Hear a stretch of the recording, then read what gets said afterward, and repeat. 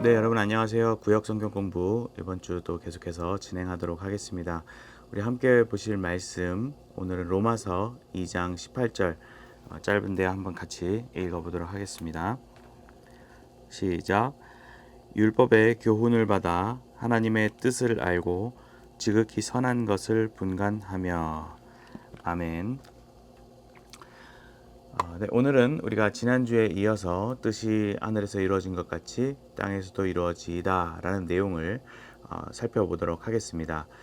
우리가 하나님의 뜻이라고 부르는 것이 크게 두 가지 개념이 있다라는 것을 지난주에 마지막에 아주 살짝 언급을 하며 마무리 지었습니다. 크게 이제 두 가지로 보았는데, 하나가 하나님의 어떤 주권적인 뜻, 헬레어로 블레마라는 어떤 그런 표현으로 쓰고요. 이것이 다른 말로 감추어진 뜻, 어떤 비밀한 것, 비밀의 뜻, 이렇게 이해되기도 합니다. 그래서 이것은 어떤 작정과 계획, 어떤 변하지 않고 반드시 성취되고 완전한, 그리고 굉장히 선한 그런 의미를 담고 있습니다. 또 다른 의미는 셀레마라고 해서 하나님께서 우리 인간에게 알려주신 어떤 하나님의 뜻, 그런 것을 의미합니다. 소위 계시된 뜻, 이런 의미로 표현하기도 하고요. 하나님의 마음, 우리 인생을 향한 어떠한 요구, 이렇게 이해할 수 있겠습니다. 그래서 이 주기도문에서 말하는 어떤 뜻이라는 개념은 표현적으로는 어떤 뒤에 우리에게 알려진 그런 계시의 뜻을 더 직접적으로 의미를 하겠지만, 거기에는 이제 우리가 전자, 어떤 감추어진 뜻도 기본적으로 탑재를 하고 이해를 할 필요가 있겠습니다. 먼저 우리에게 알려지지 않은 하나님의 뜻에 대해서 먼저 생각을 해보겠습니다. 우리가 성경을 읽으면 우리 인간, 아까 우리가 지난주에 하나님의 그 하늘 세계와 그 지상 세계가 다른 것처럼 구분이라는 것이 늘 지어져 있습니다. 특히 하나님의 지식과 인간의 지식, 이것도 다르다는 것이 성경을 읽으면 우리가 깨닫게 됩니다. 그래서 하나님은 영원부터 영원까지, 그리고 처음부터 마지막까지 그 모든 것을 초월하시며 또 모든 방법을 알고 계시는 전지적인 존재이시다라고 우리는 이해를 하고 있습니다. 하지만 우리 인간은 그와는 반대로 굉장히 유한하고 무지한 그런 존재이다라고 할 수 있는 것이죠. 그래서 성경은 이러한 현실을 제대로 깨닫고 하나님을 의지하고 하나님을 경외하고 따르는 그런 것이 최고의 지식이고 지혜의 삶이다라고 표현을 하고 있습니다. 하나님께서는 우리에게 다 열어서 모든 것을 다 우리에게 그 뜻과 계획을 보여주시지 않았습니다. 그래서 우리가 그것을 잘 이해하지 못하는 경우들을 삶 속에서 느끼게 되는 것이죠. 하지만 그 작정, 하나님의 주권적인 계획은 확고하고 정말 분명하다는 것을 우리는 그것만큼은 분명하게 이해를 해야 됩니다.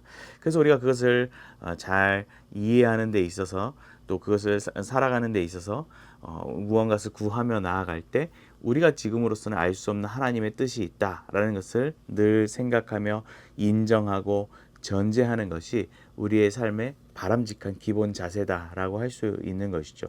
그것이 어떤 면에서는 하나님과 인간의 어떤 차이, 격차, 이런 것들을 인정하고 하나님을 그런 생각으로서 높이는 그런 관계를 지정하는 그런 과정이 되기도 하는 것입니다. 그래서 우리는 하나님 앞에 그를 기꺼이 순종하고 기쁨으로 따르고 그것을 순복하고, 그런 자세가 우리 신자들의 기본적인 자세, 하나님의 뜻이란 것을 생각할 때 기본적인 자세다.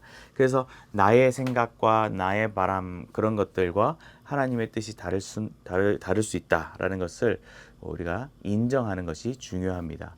그리고 그것이 또 납득되지는 않을 수 있겠지만, 우리가 어떤 상황이 벌어졌을 때 어떻게 하나님의 뜻이 과연 이건가? 말이 되나? 뭐 이렇게 우리의 이해력으로는 100% 이해할 수 없는 상황들이 발생을 하지만, 그럼에도 불구하고 하나님의 뜻은 반드시 실현되고 하나님의 뜻은 완벽하고 결국은 주님의 그 완전한 선을 이룬다라는 것을 우리가 인정하고 있는 마음이 중요한 것입니다. 그래서 우리는 모든 영역, 우리 인간의 영역, 사회의 모든 영역을 하나님의 뜻에 맡기고 그 뜻에 맞춰 성취되기를 바라며 사는 것이 우리 신앙인의 바람직한 삶의 모습이다라고 할 수 있겠습니다.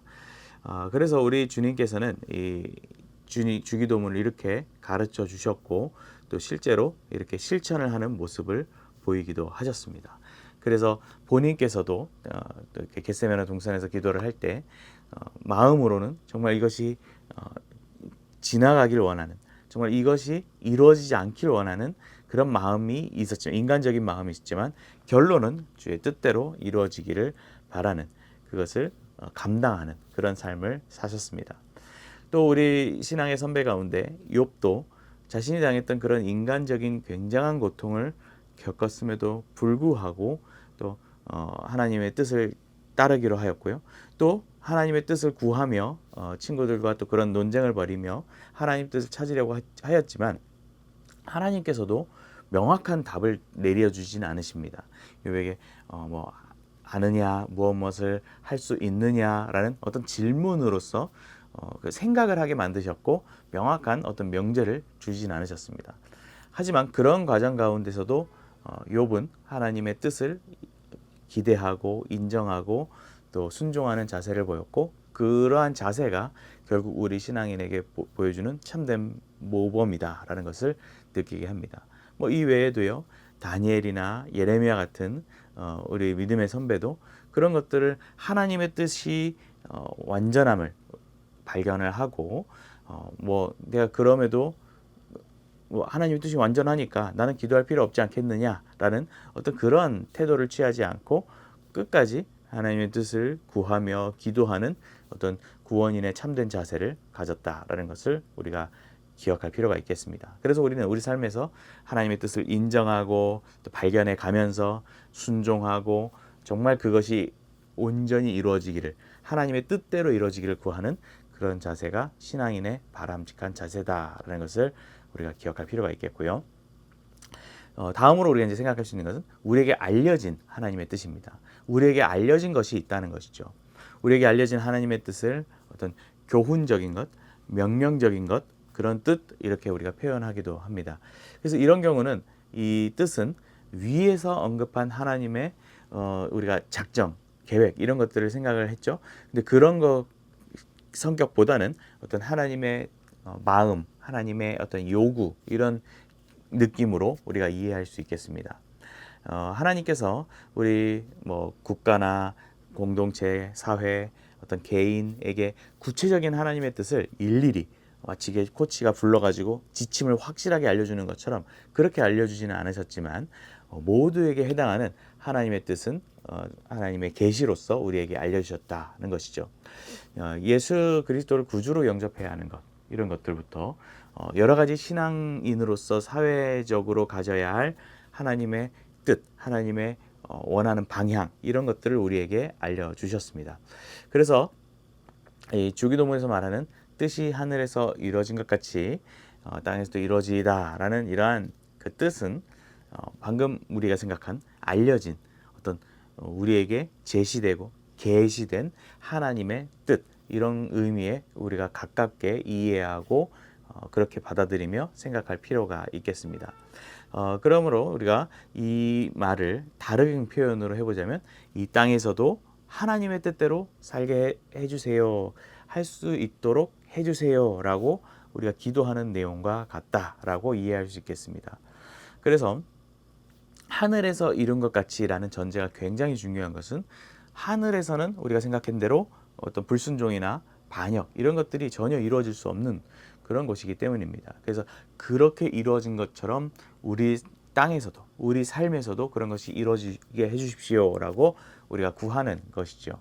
그래서 우리가 하늘 그 나라의 성도와 천사들의 온전히 하나님의 뜻에 순종하는 그런 모습을 그리면서 우리들의 삶에 순종하는 삶을 연결할 필요가 있는 것입니다. 우리가 이 땅에 살면서 하나님의 뜻을 온전히 다 이루어지 못하는 경우가 많죠. 그리고 그 뜻을 온전히 받아들이기 힘든 경우도 많이 있죠. 하지만 우리가 그 뜻을 이룰 수 있도록 하나님께 구하며 간구하며 또 나아가는 것, 그런 것이 우리에게 요구되는 중요한 삶의 모습이다라는 것입니다. 자, 그러면은 이제 결론적으로 종합해 보면 하나님의 뜻이 어떤 이 땅에서 이루어지기를 간구하는 어떤 그런 의미가 무엇인가라고 봤을 때요.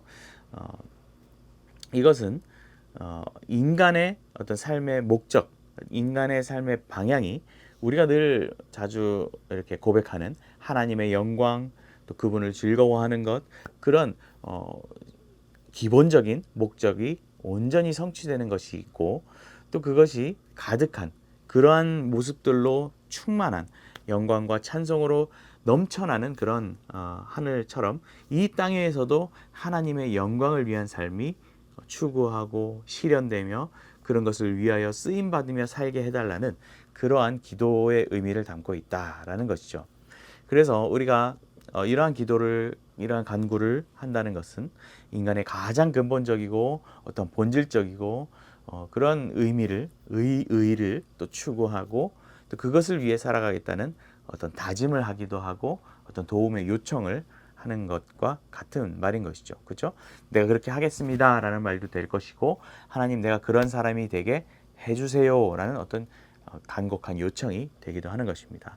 그래서 이런 간구를 드린다라는 것은 우리 인생의 어떤 구체적인 어떤 그런 하나님의 주권적이고 선하신 작정이 있음을 우리가 온전히 인정하고 겸손히 그것을 따르는 그런 것을 의미합니다.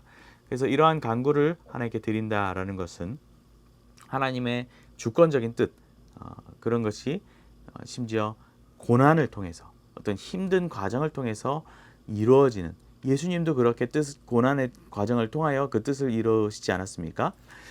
우리 삶에도 그런 고통이 임할 수 있는 것입니다. 여러분 지금 삶에 있어서 납득이 되지 않고 정말 힘들고 정말 피곤하고 지치게 만드는 그 여러 가지 산적해 있는 여러 상황들도 하나님의 뜻을 이뤄가는 과정으로서 우리에게 처한 상황이라는 것이죠. 우리가 그것을 인정하고 그것을 따르는 삶을 사는 것은 굉장히 중요합니다.